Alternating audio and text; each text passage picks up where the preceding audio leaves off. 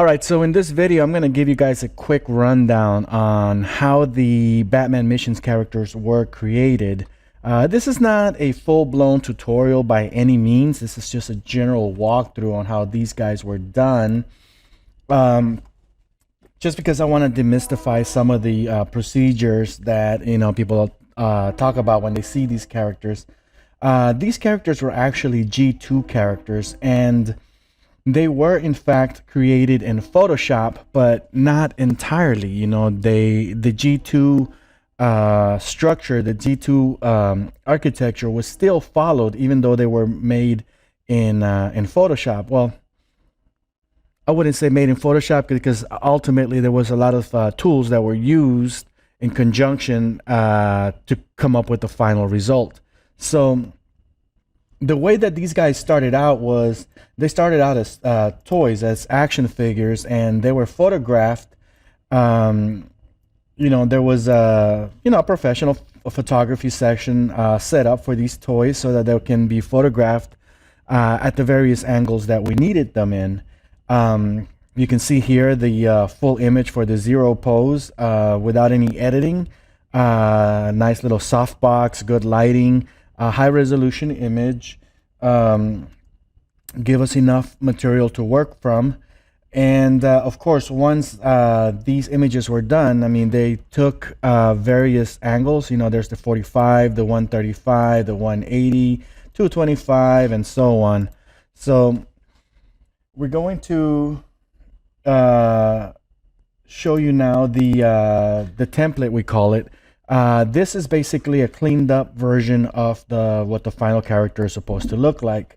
A lot of the little lighting imperfections or things of that nature were taken care of at this point.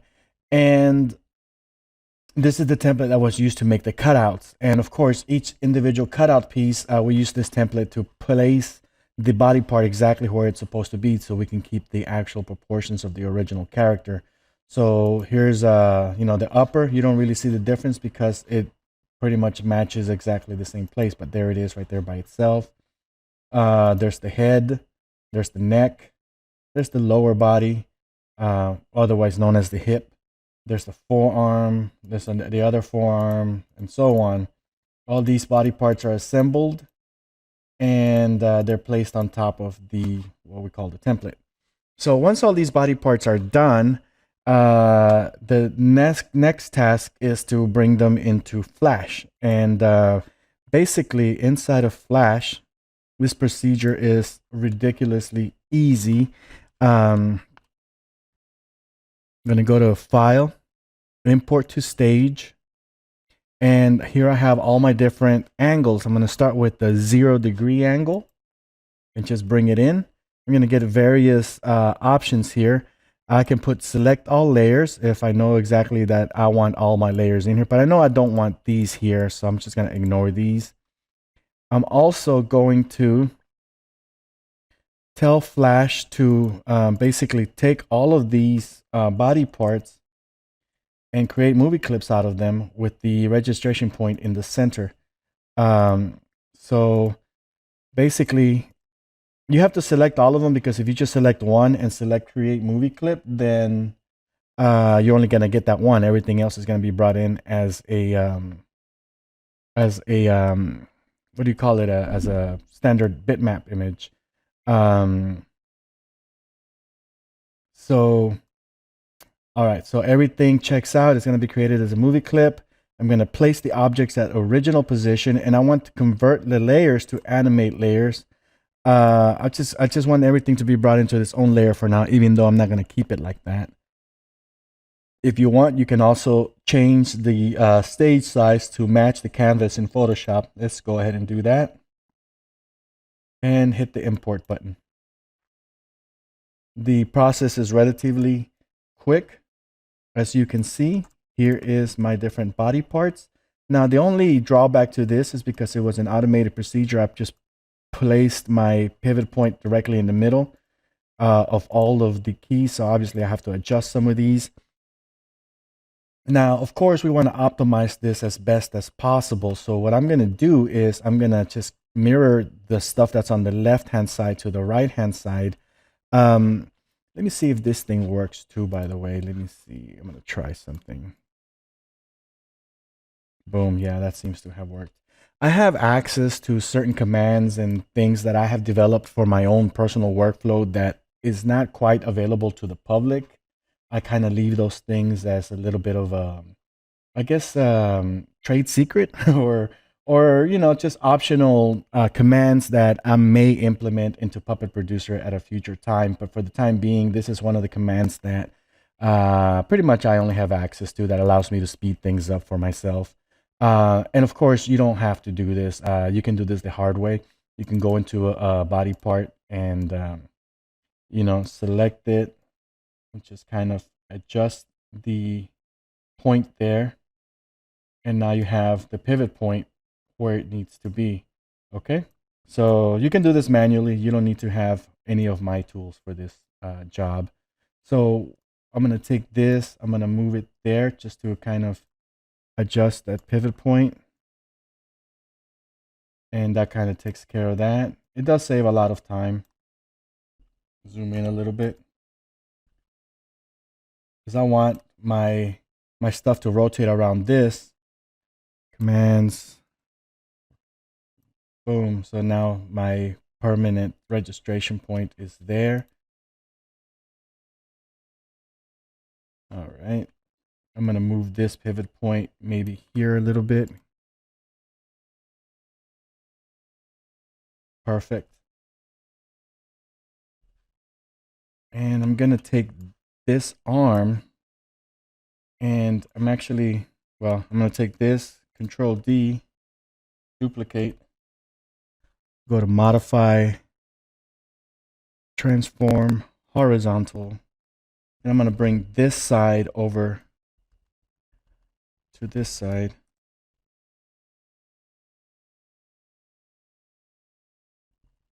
Let's kind of make it match as best as possible. Okay, so now that I have it aligned, I'm going to get rid of these. Okay, so these are 3 sprites that we don't need because we're basically duplicating what's on this side over to this side.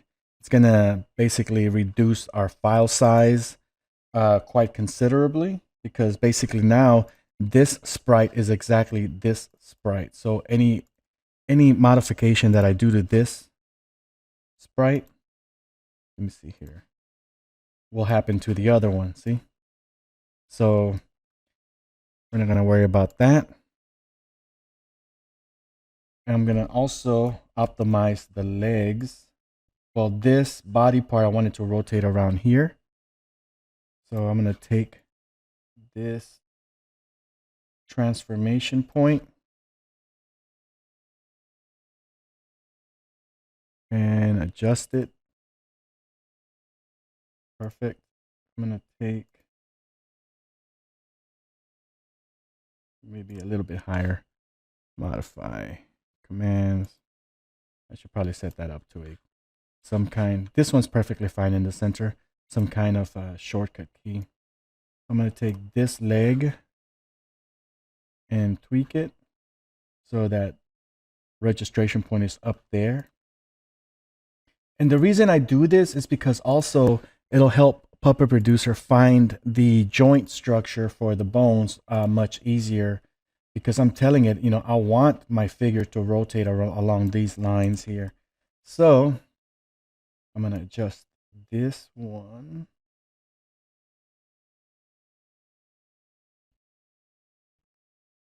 And I'm going to try, I don't really need to be perfect because this is just a demo and I want to be as fast as possible, but I want you guys to get a good idea of how this was done. So right now, I don't need to go through this process either, the whole, duplicating and stuff, because, it'll work either way, but the least amount of stuff you have, like this is one PNG, this is one PNG, and this is another one. So by pretty much deleting this, and I am getting rid of 3 unnecessary PNG files. Modify, transform, horizontal. And that's because this PNG file is exactly as this one. All this is being done is duplicated as an additional instance. So it's not two PNGs, it's one PNG just being displayed twice. So it's significantly optimizes the figure here. All right, so let's find this neck. Here is the neck. Where is it? Come on. Another 4. 1, 2, 3, 4. There's the neck. I want this neck. You know what? I'm gonna leave this neck rotating right there. Actually, no. I'm gonna bring it slightly down. Did we do it? Yeah. I'm gonna put this back. 1, 2, 3, 4, 5, 6, 7, 8. And I'm gonna put this head so that it spins.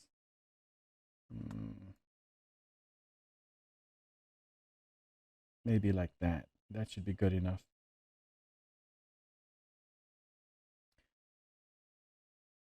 Make it permanent. That little registration point is now permanently in that spot. So that's good. And I think that's everything. All the limbs are pretty much set up to have the joints where I need them to be. So now the next step of the process is rigging it. Now I could go on and just bring in all the other body parts, import to stage if I'm doing the full template at once. So here's the 45-degree one. And I do the same procedure. I go ahead and select everything. Because it's easier to work with that way. I don't want that. And submit. Boom. So I do the exact same thing over and over for all my different angles, and adjust my pivots and all that stuff, and just keep going, until I have everything. Basically, in my Photoshop files, as you can see here, we have basically one Photoshop file per angle. Keeps everything nice and efficient.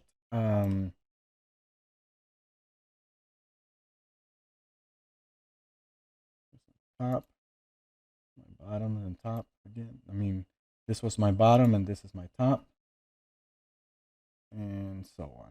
So basically, and I could just bring in each angle at a time and take care of things that way. But I'm only going to work with one angle for now because basically it's just a quick demonstration. So I have everything optimized as best as I can for now. So the next best step is now to use Puppet Producer because it'll keep everything nice and fast. So with Puppet Producer, all I have to do is start by maybe selecting this torso, clicking on it once, and boom, as you can see, it has been configured. If you look at the properties panel, it's been labeled upper torso 0. And if you look closely, it has a pivot point exactly where I put the transformation point. So this pivot point is going to tell Crazy Talk Animator where to place the bone. So I'm going to select the hip area. Boom, that's been taken care of. And then we're going to take this leg. We're going to do that leg. So the rigging part is the easiest thing in the world. All I have to do is click the body part and then click the associated button inside of Puppet Producer. And that's pretty much being taken care of. So there's no really heavy thinking involved. It's just, brainless, just clicky-dicky stuff, just click, click, click, boom, boom, boom. So here's my hand. Here's my forearm. Here's my upper arm. Now in this character, the neck is a little bit tricky, so I'm going to have to move that head out of the way temporarily so I can get in on it. And the way I do it is I press shift up one time and then keep going and count it every time I click it. So 1, 2, 3, 4, 5, 6, 7, 8, 9, 10, 11, 12. That gets it out of the way. I can get at that neck, click it. Boom. So I'm going to click it 12 times backwards. 1, 2, 3, 4, 5, 6, 7, 8, 9, 10, 11, 12. That places it back to where I had it. Click on that head, and boom, I have it.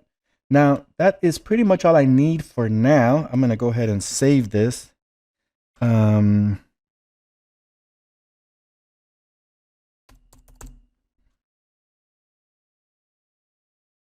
if you're interested in Puppet Producer, you can get it at toontitan.com. It is a paid plugin that I developed several years ago. It works wonders when it comes to rigging up G2 characters. It allows you to focus on the creative side of your character, drawing them, whether you're drawing them manually in Flash or you are photographing and cutting up stuff in Photoshop and bringing it into Flash the way I did this character. That's totally up to you. Basically, the end result is the same. You create the symbols and you click on the stuff and it automatically configures the things for you. So I'm going to go ahead and save it one more time and hit Control-Alt-Shift-S. This is going to allow me to export the SWF movie, okay? The SWF file. This is a rendered format in Flash. Now, just because it's SWF doesn't mean it's a vector, okay? Just because I'm working with Flash doesn't mean I'm working with vector. You guys can see that this is all raster images that came in from Photoshop. They're not necessarily PNGs. I mean, Flash treats it as a standard bitmap files with transparent backgrounds.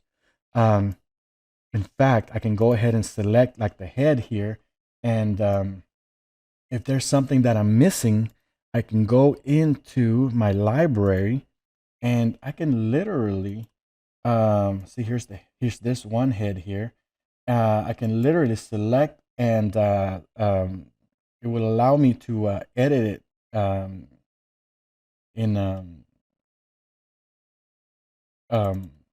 it will allow me to edit it in Photoshop. Here it is. So edit with Adobe Photoshop. So by doing that, I can come in here, do whatever edits I need, save it, and it'll go back into Flash. So it's a pretty decent little workflow, actually, you know, if you're doing it this way. But anyways, that's besides the point. I'm going to go ahead and open up. Let's see here. I'm going to open up Crazy Talk Animator, and I'm going to drop any actor file here. Well, a G2 preferably. Any G2 will usually do the trick.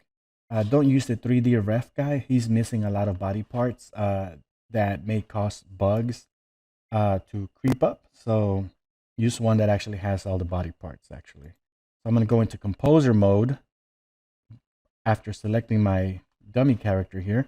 And I'm going to click this SWF button. Now, again, just because I'm working with SWF doesn't mean that I'm working with vector files. These are all encapsulated bitmaps that I'm bringing in. So basically, it's the same thing as if I had taken my time and exported everything as PNGs individually and brought all that stuff in sprite by sprite. So here is my character.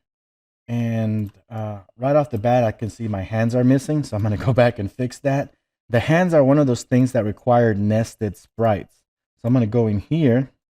I'm going to take that hand and I'm going to label it normal. So I'm going to go in Puppet Producer and click the relaxed state here. And what just happened? Yeah, bug. This memory related bug. But here it is, right hand 0 on the outside. When we go inside, here's the relaxed state. So now it has a sprite inside of that. And just double checking the other one, because anything that we do to one side happens to the other side. That's part of the efficiency of like duplicating these things like that. So Control-Alt-Shift-S will export. Yes, we want to replace it. And we're going to go to Crazy Talk one more time. And notice I'm using Crazy Talk Animator 3. This has nothing to do with Cartoon Animator 4. So I'm going to go ahead and re-import this. And I'm only doing a one angle character. All right. Creating a single angle character is ridiculously easy. So if you were to compare a G2 character against a G3 character, the G2 character creation is a million times easier, pound for pound. I mean, I know that the marketing stuff tries to tell people that, creating a G3 character is easier, but it's only easier because they took away the ability to create all 10 angles. Here I'm creating a single angle G2 character. And as you can say, if it wasn't for my talking, I mean, it's 20 minutes into this video. And if it wasn't for my talking, I probably could have pulled this off in maybe 10 minutes or less even. So this process is ridiculously easy. Here I have a single angle G2 character, a front angle. I could easily make a 45-degree angle, or I can make the entire 10 angles. You just multiply by 10, basically, whatever amount of time it took me to make this. So here it is, front angle. If you want to make sure that these sprites don't have anything wacky happening to them, because here we'll go with a basic walk. Sometimes there's little wacky things that happen. In this case, there's not much happening there. But if you just want to make sure, you can go to turn to multi-angle character. And all that's going to do is it's going to ensure that it copies these sprites over into the other angles. Just so there's no missing body parts over there. Obviously, when you turn this angle around and stuff, you're not going to get the angle that you expect, like the 45, because we didn't actually make it. But you will get a 45-degree angle version of this character that has all the sprites there because it copied them from the 0-degree angle. It's not going to look great, so don't try using it. But whenever you do a motion from a 0-degree angle, at least you won't get any wacky sprites being, missing or whatever. So what I'm doing here is I'm confirming the multi-angle settings just so I can get the little joint masking stuff set up. And for the most part, it does a pretty okay job doing it automatically. Sometimes you may have to go in here and do some cleanup yourself. Like you can see here, this neck region is kind of wacky, so maybe you can fix that. Let's see here. This is probably not what I want. This is the mask editor. I mean, I can go in here and just kind of fix this, like maybe erase some of this stuff here. So that's one way of doing it, but most likely with the joint mask itself is probably going to be the better option.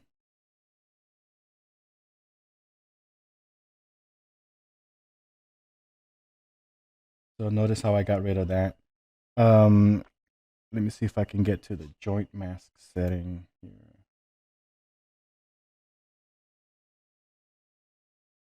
If I can find it. Where's my joint mask?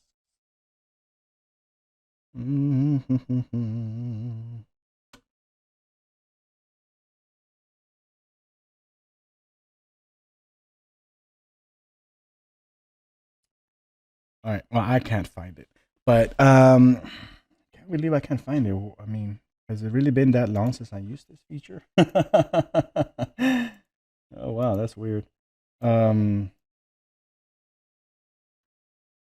get to that. Let me see. I gotta find that because that's gonna drive me a little bit nuts. Here it is. So here's my joint mask for my neck, or it's supposed to be, anyways.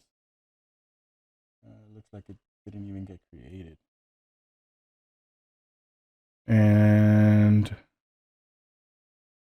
it's supposed to make it when I do this multi-angle thing. But, bugs do happen every now and then. It's just part of working with Crazy Talk Animator. Sometimes I don't even question it. You just got to live with it. There's a joint mask in there. It's just so small that it's not going to let me mess with it. Sometimes you can get around it by using that other thing, the runtime composer. Let's see here.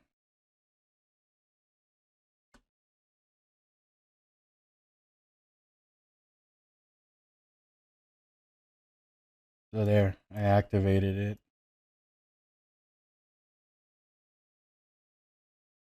And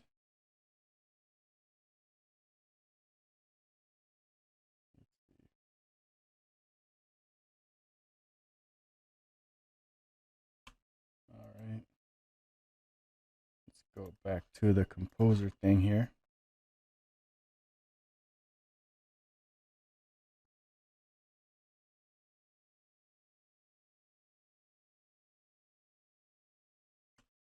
Maybe tweak that a little bit more.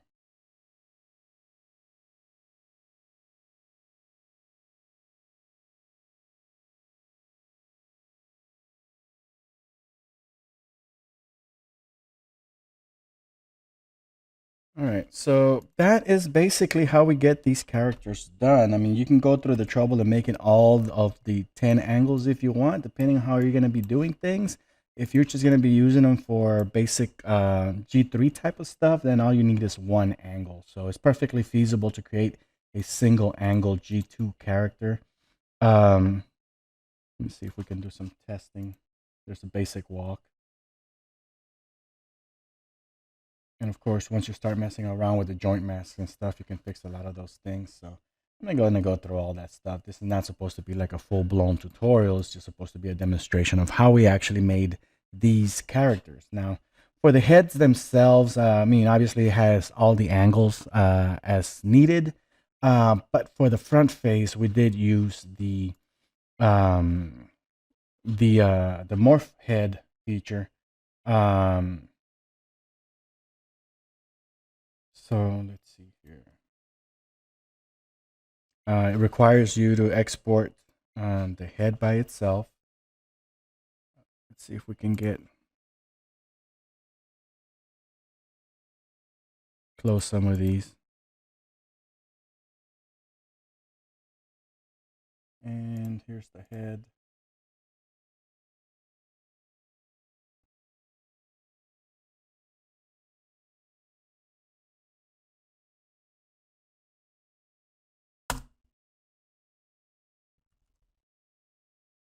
File, export as PNG. Blah. Oh, because I already had a folder called blah. All right. Blah with two H's. And I get rid of this. I don't really need it anymore. And go to the head creator. Would you like to save the face? No. I'll go to the desktop, look for that blah file. There it is.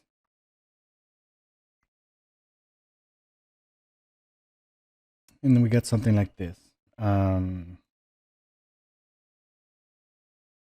can do some further tweaking here.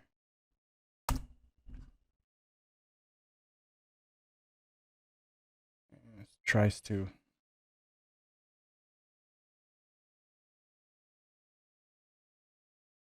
All right. So I'm basically gonna go through the process.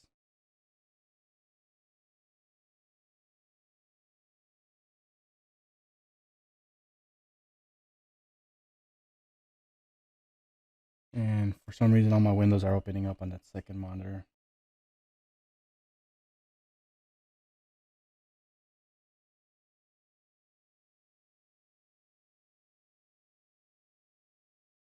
This is a relatively brainless procedure.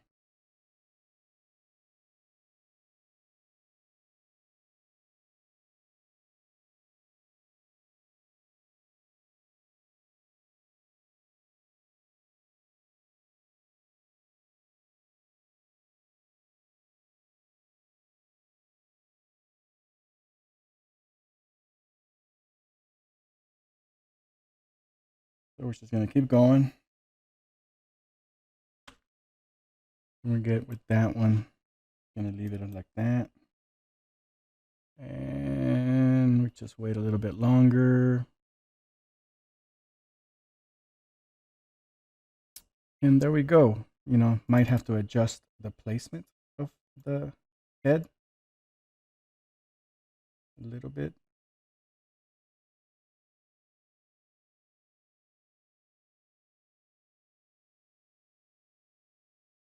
But we have a morph head on the character. And of course, there's other things that we can do. Is like we can add a mouth in there, so he'll have teeth. Let's see here. See, right now he doesn't have anything, so we'll just add something like this.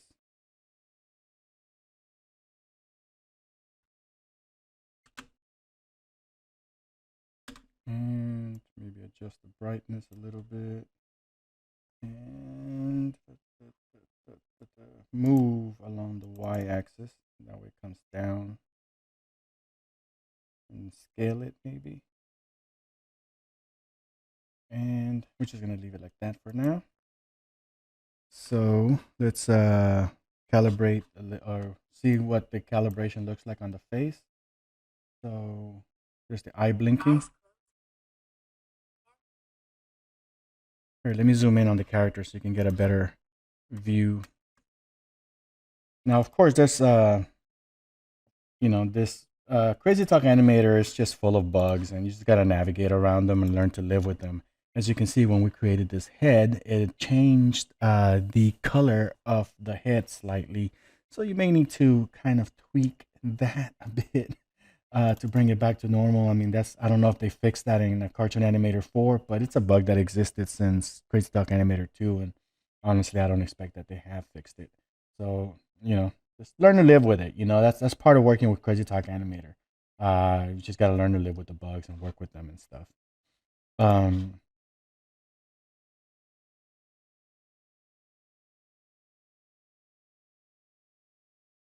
Yeah, I'm not gonna be able to fix that, and I don't want to waste my time with it. But all right, let's zoom in a little bit more and go to this thing here, and you can see the head stuff.